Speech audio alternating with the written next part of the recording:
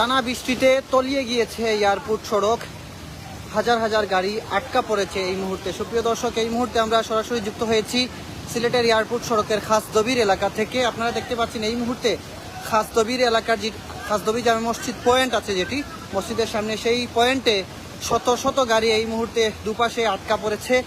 এবং এখানে দেখতে পাচ্ছেন আমি যেখানে দাঁড়িয়ে আছি এখানে হাঁটু অবধি পানি, এবং তার সামনে আপনারা দেখতে পাচ্ছেন কোমর অবধি পানি পর্যন্ত এখানে, এবং যার কারণে অসংখ্য গাড়ি আটকা পড়েছে। আমি যদি বলি আপনাদেরকে, 12টা নাগাদ থেকে শুরু হয়েছে বৃষ্টি। এই টানা বৃষ্টির কারণেই কিন্তু সিলেটের বিভিন্ন জায়গায় জলাবদ্ধতা দেখা দিয়েছে। এবং এই মুহূর্তে সিলেট সিটি কর্পোরেশনের 6 নং ওয়ার্ড এয়ারপোর্ট রোড খাসদবির এলাকায় দেখতে পাচ্ছেন যে পানিতে তলিয়ে গিয়েছে পর্যন্ত হাঁটুর উপর। যে এই সময়টা এয়ারপোর্ট সড়কে দেখতে পাচ্ছেন আপনারা, গাড়ি যাতায়াত করাটা অনেকটা কঠিন হয়ে পড়েছে।